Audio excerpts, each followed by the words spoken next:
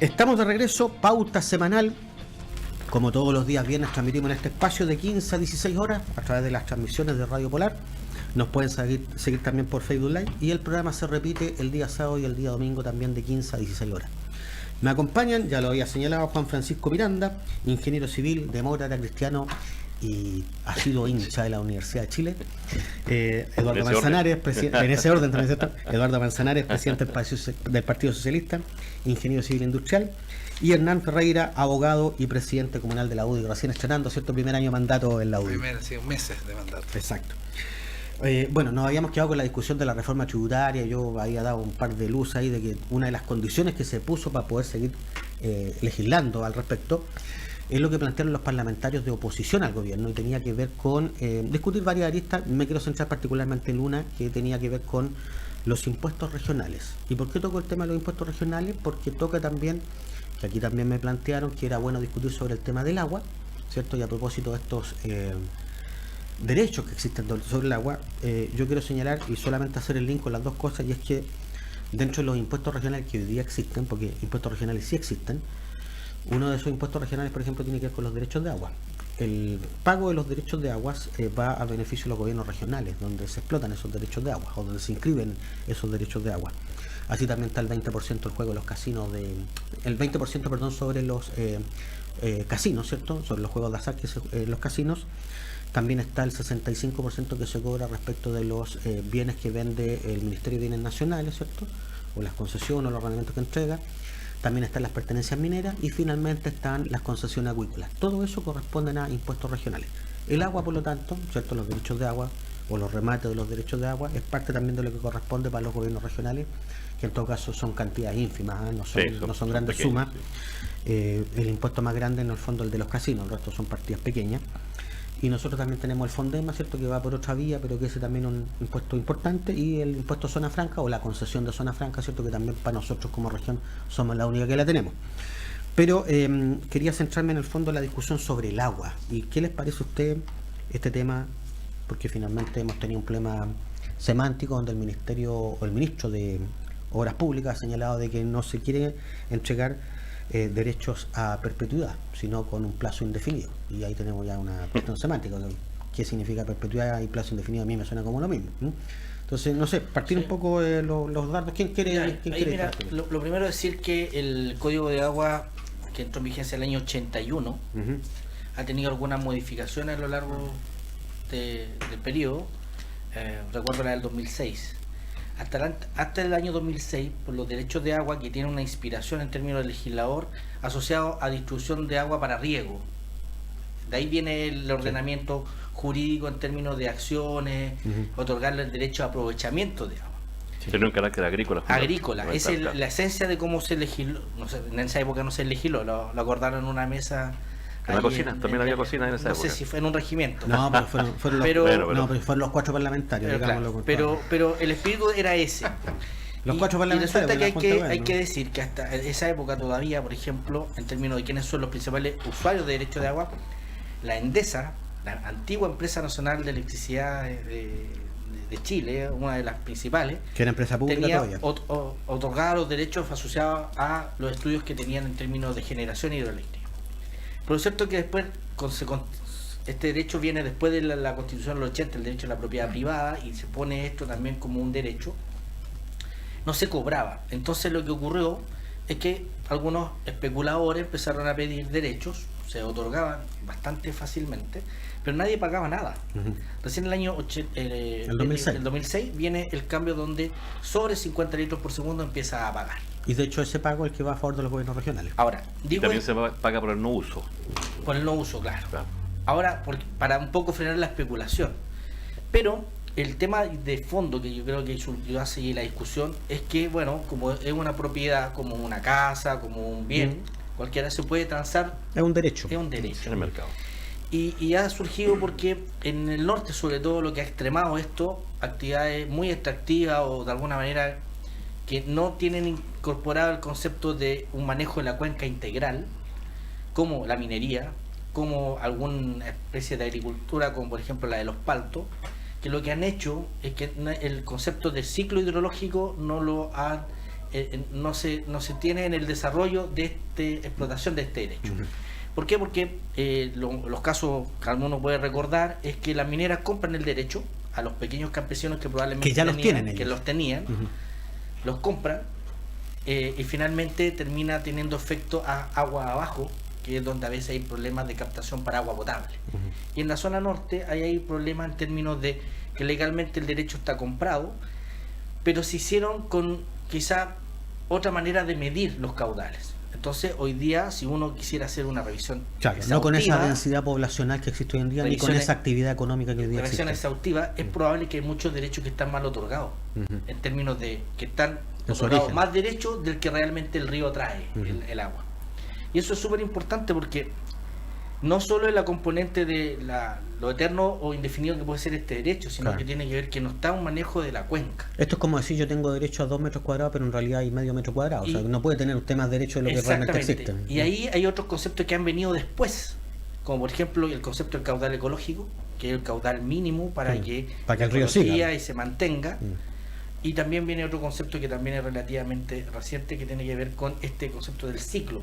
¿Por qué? Porque, por ejemplo, en Petorca, por Aligua, la crítica que hay es que uno ve los cerros más verdes por los paltos, pero el problema que tiene es que los acuíferos, como es una especie que consume mucha agua y no deja pasar nada, la consume antes de que el acuífero empiezan a deprimirse y han habido problemas de explotación de pozos para agua potable, para otros riegos, etcétera.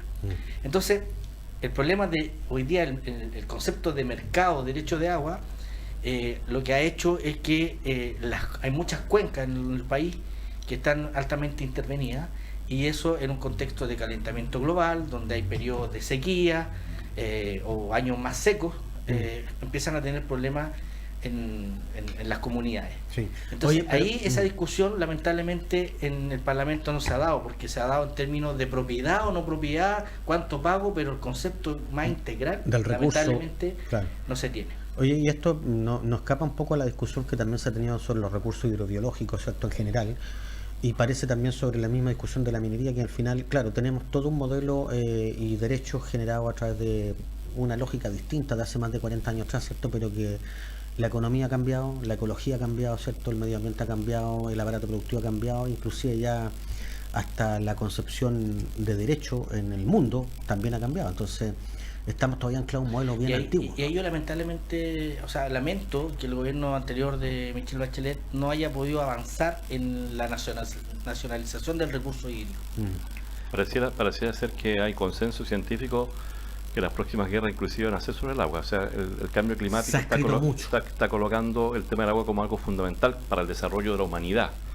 Y yo quisiera centrarme en Magallanes. En el caso de Magallanes, la empresa de agua potable hoy día está concesionada, y en su oportunidad se le entregó en concesión tanto los activos que existían en este momento como también los derechos de agua en concesión. Por lo tanto, siguen siendo de propiedad del Estado. Hoy día los derechos de agua fundamentales, Parrillar, Laguna Lynch y otros acuíferos que hay ahí. Y por lo tanto, es un tema que vamos a tener que tener mucho cuidado en el futuro, sobre todo las generaciones de ahora y las que vienen en el futuro, de mantener esa propiedad en manos del Estado, porque en algún momento la concesión termina, son 30 años. Creo que se inició el 2004, el año 2034, la concesión tendrá que volver a estudiarse o licitarse nuevamente. Pero ojo, porque en otros lugares, por ejemplo, como Esval, es dueña de los derechos de agua del sector. Es que fue distinto el caso de ellos compraron. Entonces ahí ellos tuvieron que pagar un precio inicial y por eso ellos adquirieron la propiedad. Ojo con eso, porque acá aparentemente tenemos mucha agua, pero hoy día en los campos hay sequía. En los campos magallánicos.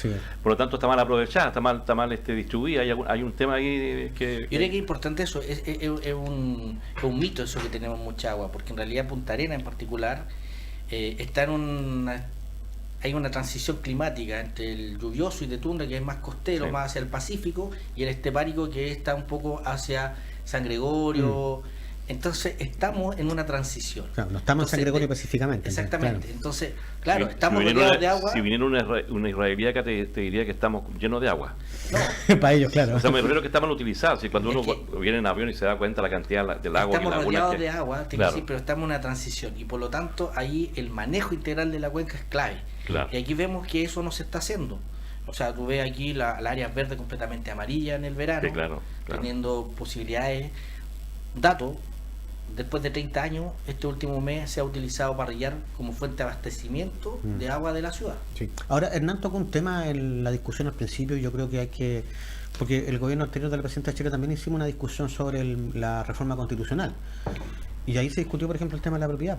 Sí, claro. Y yo creo que, en general, yo estuve presente en todas las comisiones y puedo asegurar de que nadie puso en duda el tema de la propiedad. O sea, yo creo que hoy día todo el mundo tiene asimilado que la propiedad hay que garantizarla, tanto los que tienen muchas propiedades como el pequeño propietario, o inclusive el que no tiene propiedades pero aspira a tenerla. Por lo tanto, yo creo que el concepto de la propiedad hoy día está fuera de la discusión. Lo que pasa es que yo creo que la pregunta va un poco a lo que Juan Francisco señalaba, de que si realmente existe tanto caudal como para tener propiedad sobre un caudal que en realidad no existe, ¿eh? Y yo creo que ahí está un poco ¿Y cuánto debe resguardarse para la seguridad de las personas? Porque, sí. porque si un empresario, imaginémonos estos multimillonarios que existen en el mundo, se le ocurre Por eso, comprar no, toda el agua. El tema especulativo, finalmente. Exactamente. La minera... ¿Cuánto se Yo reserva? quería darle la palabra a Hernán, que está... No, lo que pasa es que me dejaste pensando en ese tema de la propiedad. Efectivamente, ¿cierto? Pareciera que hay un consenso. O sea, siempre hay excepciones, pero el general. Sí, no, claro, por eso digo, pero no hay que olvidar que también la Constitución, quizás Que ha salido el la razón. abogado me sale Claro. cada rato, digamos. No, a todos nos pesan nuestras profesiones, no te preocupes. Y los clubes deportivos también, ¿eh? que efectivamente también la Constitución garantiza que los derechos garantizados no sean afectados en su esencia. Ujú. O sea, podemos tener una norma constitucional que nos dice que nos protege el derecho de propiedad y a la propiedad, pero sin embargo podemos tener también normas, ¿cierto?, que lo afectan de alguna manera en su esencia. O sea, y ahí yo pongo el ojo en eso también, digamos. Ujú. Y por eso que muchas discusiones que, con muchos requerimientos, o algunos de requerimientos de inconstitucionalidad o que atacan a través de algunos recursos judiciales, van a que un derecho determinado es atacado en su esencia, Claro. no derechamente, pero sino que a través de una vía más oblicua Sí. se le quiere afectar. ¿Y qué pasa en la legalidad cuando el derecho individual, por ejemplo, afecta al derecho colectivo? Bueno, la misma dice, ¿cierto?, que el derecho de propiedad, ¿cierto?, tiene una responsabilidad social, que está en la norma también, digamos. Sí. O sea, si no Y, la todas, norma lo dice. y las lo constituciones dice. para atrás también, si tenían la limitante. Sí, claro, es cierto, es responsabilidad social, así que no, en eso estamos De hecho, por eso que se permite la expropiación, porque si no, no pudiese hacerse Correcto, expropiación. el Estado tiene esa salvaguarda. Ahora, Como eso no quiere decir de que el Estado arrebate, no. No, claro, Hay una tiene que compensación que hay se una entrega. compensación y hay un procedimiento judicial, digamos, objetivo, y tiene que haber tribunal. justificación. Sí, y detalle importante, no es arbitrario, hay un proceso. Hay un proceso. Con el Claro, perito tasadores. Efectivamente, procedimiento judicial. Así que en eso estoy... ¿Pudiésemos llegar con los derechos de agua a una cuestión por el estilo también? Como ocurre, por ejemplo, con las propiedades con los bienes raíces, donde efectivamente hay un proceso expropiatorio o algo por el estilo. Bueno, el tema del agua efectivamente cada día se pone más sensible, digamos. Hay el cambio climático, ¿cierto? Y ahí otra vez me aparto un poco de mi... tengo ahí un paréntesis, lo pongo con cierto paréntesis. ¿Puedo? El cambio climático, un signo de atenuación. No lo sé, no tengo tan claro, pues todo lo que he leído no ¿Puedo tengo tan colocar claro. un dato anecdótico un sobre el pollo. agua? Ajá. Yo estuve a cargo del proyecto de echar a andar el proyecto Fuerte Bulnes hace 3-4 años atrás. Ujú. Y el tema de Fuerte Bulnes es que no hay agua. De hecho, una laguna. la población en esa época que estaba en Fuerte Bulnes se vino a Punta Arenosa o Claro. a Sandy Sandy Point, Point. porque no había agua, en contra de la voluntad del intendente en esa época que estaba en Puerto Montt. Se vinieron para acá. Bueno, siempre ha sido el tema de que no hay agua. Y cuando nosotros nos hicimos cargo, había una plantita que no funcionaba para nada, que se había colocado allí, empezamos a buscar agua y de repente alguien del directorio dijo, ¿y por qué no hablas con Dusan? ¿Quién es Dusan? Le dije, Dusan Bilici, perdón. Él busca agua. ¿Pero cómo busca agua? Sí, él busca agua, es de estos que Con la usa la radiestesia. Ya. A mí era como hablar con un místico. Con un místico. Y bueno, hablé con él y después de hablar de música, porque él me conocía por el tema musical, ya se comprometió a echar una miradita ahí a Fuerte Bulnes. Y de repente un día lo veo caminando con la mano así. Ajá. Y efectivamente es más místico esta cosa que científico. No, si él dice que es una ciencia. Sí, ¿Ya? sí. Es una ciencia. Sí. Y encontró agua donde nadie había encontrado agua jamás. Y ahí hoy día tienen agua potable, sale una cantidad que permite llenar un estanque de 30.000 litros durante 2-3 días. Efectivamente. Hay mucha agua subterránea. Claro, pero ahí. un geólogo no la encontró, o sea, fueron muchas otras empresas y él la encontró. dice que él desarrolló esa habilidad de a poco. Al principio andaba con esa varita, con la varilla, y después ya con la mano siente no sé qué cosa, pero lo digo como anecdótico. El agua también tiene esa parte religiosa. Bueno, interesante la conversa. Nos queda el último minuto en la verdad del programa. Yo quisiera darle un minuto a cada uno para que se alcance a despedir y dar alguna reflexión del programa. Partir por Hernán. Reflexión sobre los temas tratados. Reflexión sobre los temas tratados, digamos. A mí me preocupa, digamos, el tema que quedo dando de rebote, porque efectivamente yo insisto en esto que tú dijiste, hay un consenso en la propiedad, digamos, pero a veces esto pasa, esta propiedad privada pasa a susto, digamos. Hay veces que pasa a susto. Y a veces el entusiasmo, ¿cierto?, por esta cosa estatal, estatista, ¿cierto? Creo que a veces hace mal. Y hay que estar muy pendientes, ¿cierto? Y nosotros como sector siempre estamos pendientes de esto. Y no por un tema ideológico, sino porque pensamos que los países prosperan, ¿cierto? Donde el régimen de propiedad privada es respetado y donde efectivamente el Estado también puede intervenir, pero hay normas objetivas, claras. Y yo creo que es un tema que nos dejó otro tema también, el tema del agua. Efectivamente hay un cambio climático y el agua, ¿cierto?, está escaseando, y que efectivamente uno lee las guerras próximas podrían ser del agua. Y yo creo que ahí hay que tener eso como reflexión. Y tenemos un tema que no tocamos, que es el cambio de gabinete. No lo tocamos. No lo tocamos. Vamos a tener que tocarlo para el próximo programa, porque en realidad el tiempo apremia. Eduardo. Nada que ver con los temas anteriores. Yo quería solamente recordar que hoy día fueron condenados por el juez Carroza 11 personas, o 10 o 11 personas que están relacionadas con el asesinato de Rojas de Negri y el intento de asesinato de Carmen Gloria Quintana.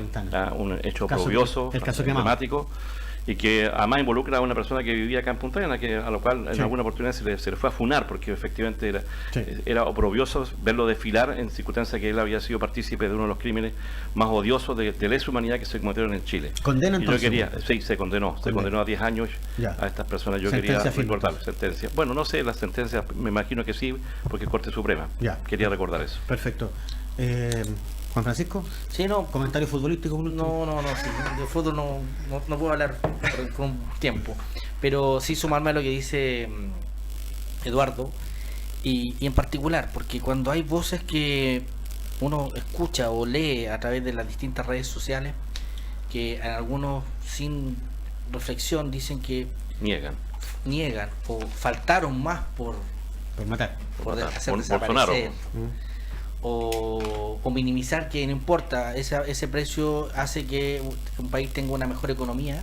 Yo diría que estos casos son los que, más allá de sindicar que esto ocurrió, es como para que las nuevas generaciones, que esto es muy distante, esto ocurrió hace 32 años, o sea, hoy día la mitad de Chile no tiene idea probablemente de lo que ocurrió en una protesta el año 87. Exacto. Entonces, que hoy día tenga esta sentencia, y toda vez cuando hemos escuchado voces que apelan a esta, quizás más extremistas, como el propio José Antonio Caz, que decía que el que hoy día es condenado como asesino era inocente, yo creo que esto demuestra que en el fondo aquí ocurrieron estos hechos que hay que lamentar, condenar y sin distingo desear y trabajar para que no vuelvan a ocurrir.